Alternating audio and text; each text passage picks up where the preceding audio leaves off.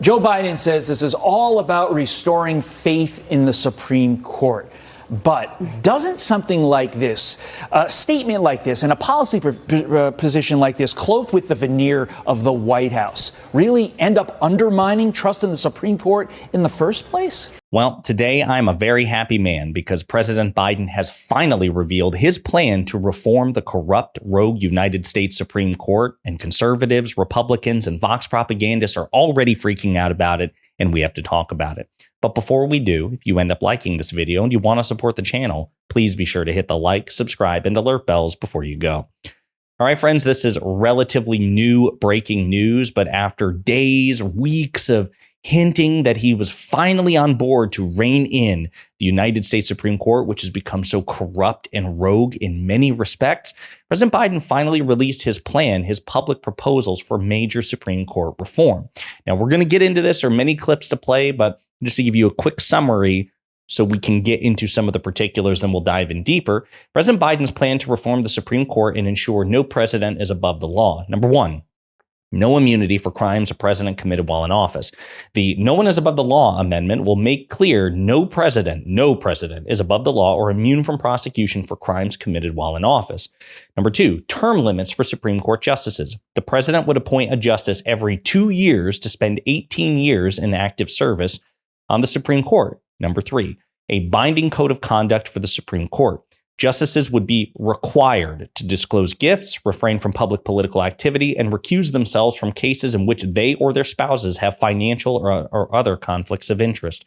All great and common sense would apply to every president, Democrat and Republican, including Joe Biden, and would apply to every justice, liberal or conservative. It would apply to everybody. And again, before we get into some of the initial reactions from the Fox Propaganda Network and conservative legal scholars, I just want to say, these proposals, court reforms, are wildly popular. Data for Progress discusses this.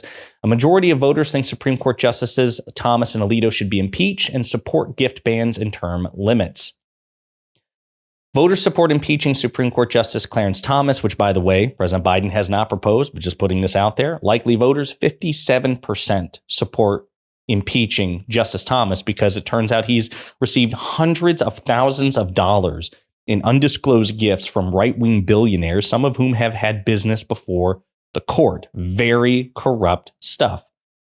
55%, just slightly less, support impeaching Supreme Court Justice Clarence Thomas because it turns out at his house, he and his wife flew flags that were sympathetic to the MAGA movement, the Stop the Steal movement, the efforts by Donald Trump to steal the free and fair 2020 election from President Biden. And then, of course, Alito presided over numerous January 6th Supreme Court cases when it seems that perhaps he and his wife have a political conflict of interest.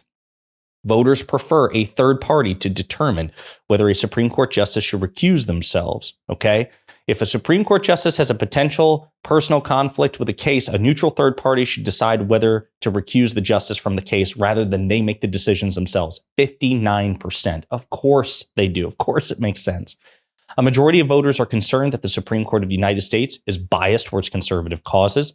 36%, a plurality, say that they are. 25% say that they're somewhat concerned that the court is biased towards conservatives. So, you're looking at 61% there total. And then the minority believe that the court is not biased towards conservative causes. Voters support the High Court Gift Ban Act. By the way, this is being proposed by AOC and Jamie Raskin, two of our favorite Congress people, basically imposing a $50 ban on Supreme Court justices. Again, liberal and conservative. It would apply to all of them. That's actually what Congress people have to do. They can't accept gifts that are valued at over $50. And so the idea is, if that's the standard for Congress people who are elected and reelected on a 2-year basis, then that should absolutely at least apply to Supreme Court justices. 58% support. 3 in 4 voters support term limits for the Supreme Court of the United States. 3 in 4 voters. 47% strongly support, 27% somewhat support. These are decisive, folks. My friend Hutch, with whom I co-host Live and Learn on Wednesdays, also brought out data to support this as well. So this is the context for all of this, right? It is popular. And after the president made his proposals, again, this happened earlier today, Fox News is not handling it very well. So I want to play some of these clips and we'll unpack them together. What's your reaction to those plans? Well, these are very pie in the sky type of ideas. Nothing about the Supreme Court reforms could be immediately implemented, but it certainly shows the position of the Democrat Party. They don't like the outcome of the court's ruling, so they want to change the rules here. So many of these reforms would require, if not legislation, actual constitutional amendments. So again, not politically viable at the moment, but certainly a strong and radical position. Yes. A strong and radical position. Hey, I don't think that the Supreme Court should be bought and sold. And again, that's an imposition which should be imposed on liberal and conservative justices. I don't think that liberal Supreme Court justices, Sotomayor, Ketanji Brown Jackson, or Kagan should be permitted to receive undisclosed gifts from left-wing billionaires or left-wing millionaires, left-wing political activists, especially those who have interest before the court. What's radical about that? That should apply to everyone.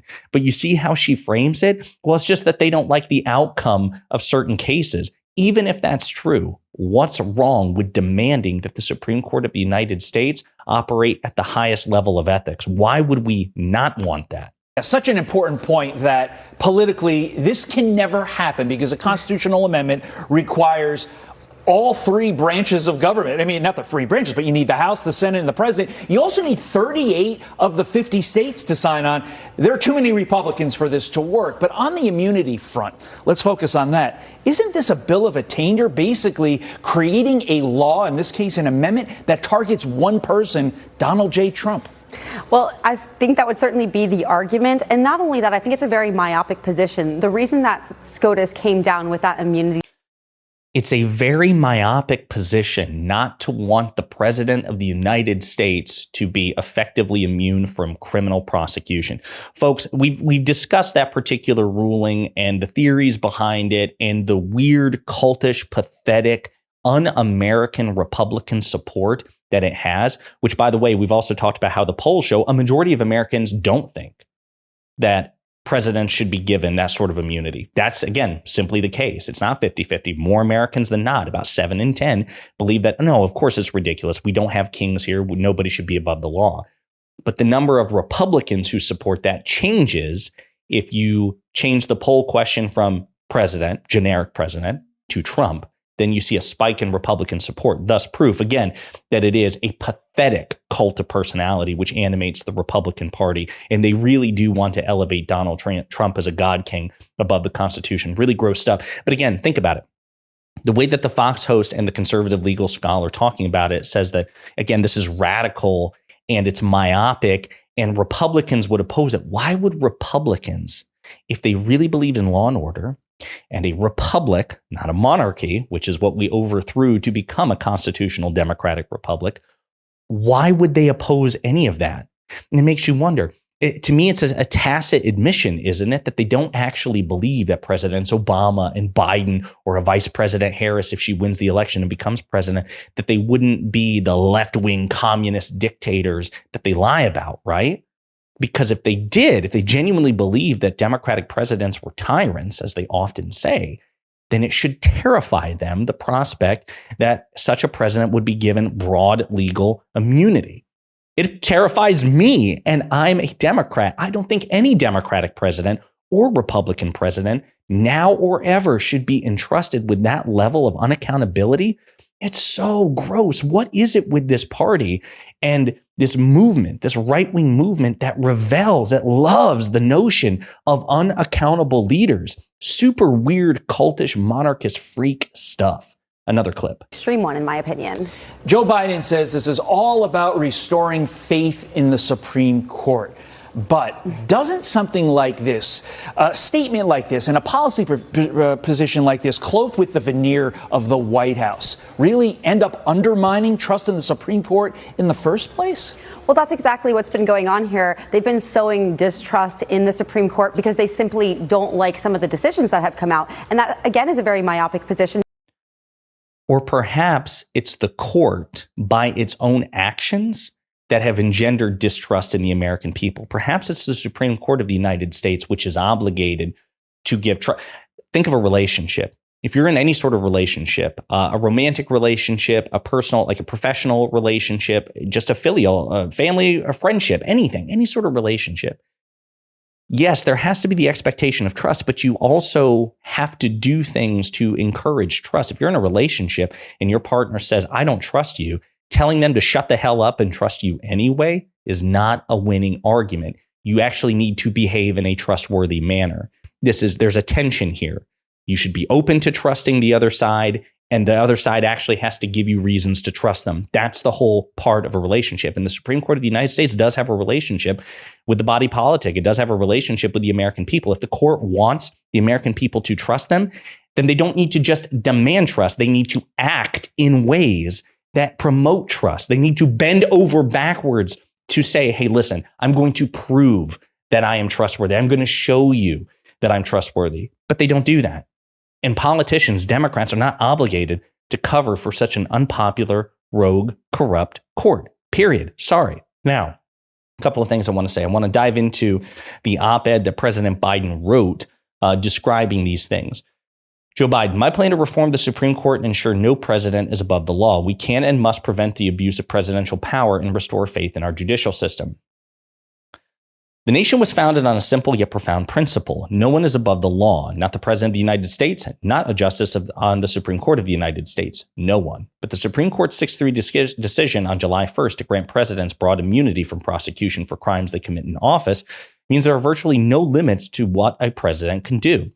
The only limits will be those that are self-imposed by the person occupying the Oval Office. If a future president incites a violent mob to storm the Capitol and stop the peaceful transfer of power, like we saw on January 6, 2021, there may be no legal consequences. And that's only the beginning.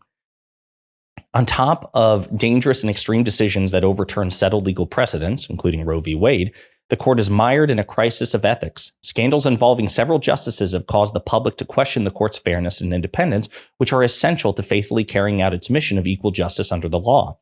For example, undisclosed gifts to justices from individuals with interests in cases before the courts, as well as conflicts of interest connected with the January 6th insurrectionists, raise legitimate questions about the court's impartiality. I served as a U.S. Senator for 36 years, including as chairman and ranking member of the Judiciary Committee. I have overseen more Supreme Court nominations as Senator, Vice President, and President than anyone living today. I have great respect for our institutions and separation of powers. What's happening now is not normal, and it undermines the public's confidence in the court's decisions, including those impacting personal freedoms. We now stand in a breach. That's why, in the face of increasing threats to America's democratic institutions, I'm calling for 3 bold reforms to restore trust and accountability to the court and our democracy. So again, he proposes a constitutional amendment called No One is Above the Law. And it's true, you have to have a supermajority in the House of Representatives. You have to have a supermajority in the U.S. Senate. And then you have to have 3/4 of the states ratify the proposed amendment for the amendment to become law. It's an enormously cumbersome process. And it's part of the reason why we've been around for 250 years, and there have only been 27 ratified amendments, 27, fewer than 30. And there have been literally 12,000 attempted amendments. It's a fraction of a fraction of a fraction of a fraction of a fraction of a success rate. We have the hardest constitution to amend in the world. It's insane. There probably should be an amendment to reduce the threshold for amending the Constitution. Probably shouldn't be just a simple majority, but a supermajority, and a 3/4 supermajority of states. Some of these foxholes are right to believe that this amendment will never pass, even though it is enormously popular and would make sense for both Republicans and Democrats. He goes on to say that he wants to impose term limits as well on the United States Supreme Court. I support a system in which the president would appoint a justice every 2 years to spend 18 years in active service on the court. Right now, the court serves for what they call good behavior, which in the past has been interpreted to mean for life, as long as they behave in good behavior. Now, we try to get creative ways to work around that and say, well, listen, we're not going to fire you. We're not going to impeach you. We would just take you out of rotation on the court and put you on a circuit or on a different court as well. There are ways around it. Third, I'm calling for a binding code of conduct for the Supreme Court. This is common sense. The court's current voluntary ethics code is weak and self-enforced. And then he goes on to say that these proposals are supported by a majority of Americans. In America, he says, no one is above the law. In America, the people rule. So says President Biden. Listen, I had some other clips I wanted to play, but there's this thing would drag on. Cory Booker, a Democratic senator, was recently interviewed about these proposals. I may make a separate video about it, but this is big news. This is aggressive. Joe Biden, if he's not perfect, clearly, right? Even though I do believe he's been the most successful and progressive president, certainly in my lifetime. One of the things about him, which has been so frustrating, is he has been an institutionalist to a fault. He has been so reluctant to criticize institutions, even institutions which desperately need to be changed. Institutions are not perfect. They've never been perfect. And in America, there's a reason we can amend the Constitution, is because even the founders, with all of their faults, recognized you have to create a more perfect union. It was constantly going to be iterative. You had to improve because what they created was far from perfect and not enough. They wanted next generations to improve.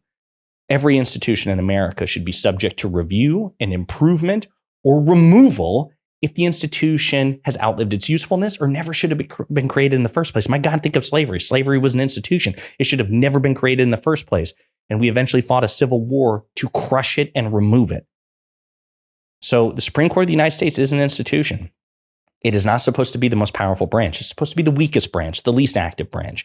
And right now it is by far the most unaccountable. That's unacceptable. They have lost the trust of the American people. That is 100% their fault. And the ethics scandals, the corruption, the binding code of conduct, perhaps if they behaved less corruptly, there would be no reason to force a code of conduct upon them. It's all 100% this court's fault, and this court has done nothing to address the concerns. So now, as far as I'm concerned, I'm 100%. I'm glad the president is finally there. Congress and the president have the right and the power to force change on this court because they're more powerful than the courts. And the court needs to be reminded of that. Love this energy. Can't wait to dive into it deeper when we hear more about it, the proposed legislation, and get more reactions from lawmakers. In the meantime, let me know what you think in the comments.